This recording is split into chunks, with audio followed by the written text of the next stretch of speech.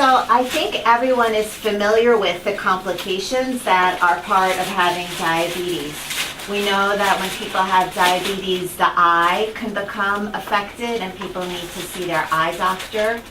We also know when people have diabetes that the nerves can be affected and people can have trouble feeling things like they otherwise would. And we also know that the kidneys can become damaged, and people with diabetes need to have their urine checked to make sure they're not losing protein. And we know that people can have heart disease when they have diabetes and could be more vulnerable to have complications from that. But I think what people haven't really thought about until recently is that you can also have weaker bones when you have diabetes. And we used to not think about that as one of the complications of having diabetes. But the latest research shows that we do worry about the bones being healthy in people who have diabetes. So we know that diabetes is a very common disease. Actually, in this country, 1 out of 11 people have diabetes. And we also know that it's even becoming more frequent. And in just a few years, it's going to become even more common than that. And it could be more like 1 out of every 7 people that we know have diabetes. And what's also important is that it's people who are older who are most vulnerable to having diabetes.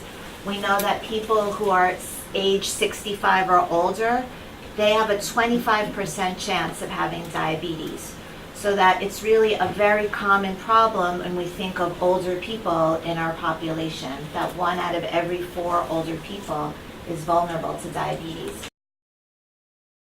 The research shows that compared to other people, if somebody has diabetes, they're more likely to have a broken bone.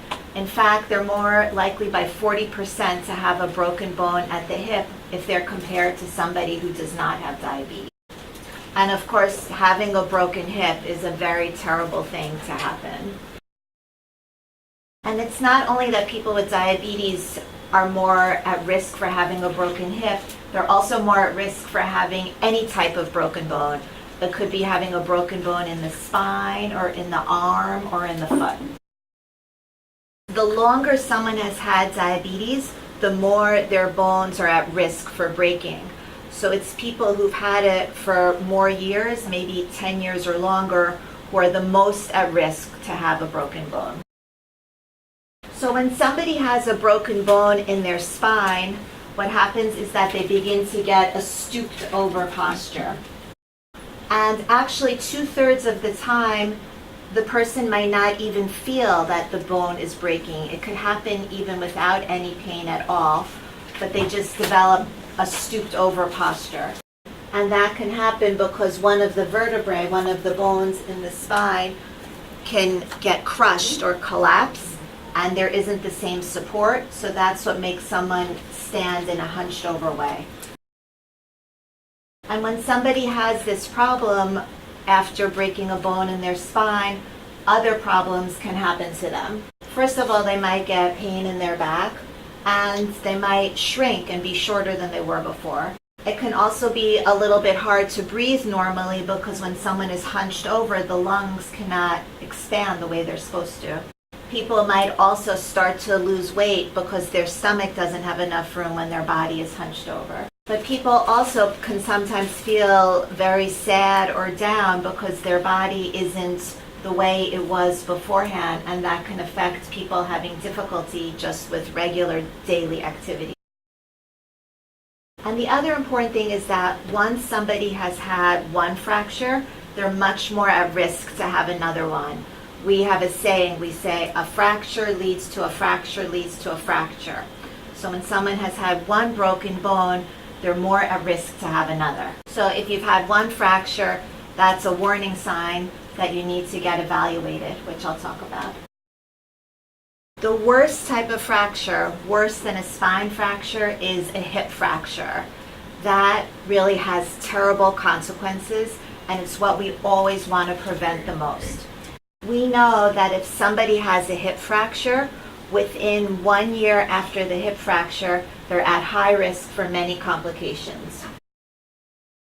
So somebody who's had a hip fracture, within 1 year, they actually have a 20% chance of dying. They have a 30% chance of being disabled and not being able to manage on their own, a 40% chance of not being able to walk on their own, and an 80% chance of not being able to do at least one activity of living on their own. So having a hip fracture is really a very devastating event. It's the worst thing that could happen to somebody's bones. So it's so important that we prevent it from even happening in the first place. One important test that people can do to see the strength of their bones is to do a bone mineral density test. So this is a test that's extremely safe. It only has a tiny bit of radiation, 1/5 the radiation of a regular chest x-ray, and is very accurate, usually in predicting if someone is at risk for a fracture. And it can measure just how strong the bone is in the spine and the hip and in the wrist, because the wrist shows how the bone is doing in the arms and legs. And things people can do just on their own in order to keep their bones healthy are things like walking and just being active. Just from walking, it puts a good effect on your bones, because when the muscles pull on the bone, it stimulates the bone and makes it healthier. You can also be careful in terms of having good balance and not to have too many things around your house that can make you trip. The other important thing you can do is make sure you're getting enough calcium and vitamin D. So the best way to get calcium is from eating dairy food, and that means foods like milk and cheese and yogurt. You're supposed to get about 1,200 milligrams of calcium a day total. And just to give you an idea, in a yogurt you have about 300 milligrams of calcium. In a glass of milk you also have about 300 milligrams of calcium. So if you're somebody who's able to eat a lot of dairy food, then you're fine, and that's the best way to get it. But some people just don't want to eat dairy, or maybe it hurts their stomach, then it's a good idea to take a calcium pill.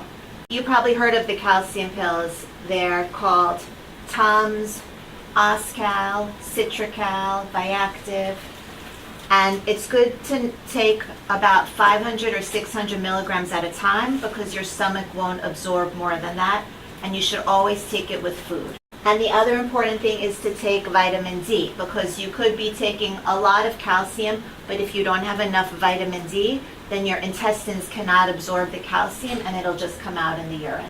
So usually a multivitamin pill has vitamin D in it, and usually it's a blood test that the doctor might do once a year. And the blood test should show that the level is at least 30. It's also good to be outside for about 15 minutes a day in the sun without sunscreen, because, especially in the summer, because your skin will make vitamin D also. So now I'm going to talk for a few minutes about why it is that people with diabetes are more at risk for breaking a bone. So it's a little bit of a mystery, because people who have diabetes, when they get their bone density checked, the bone density actually looks very good. So it's not that something is wrong with how thick the bones are.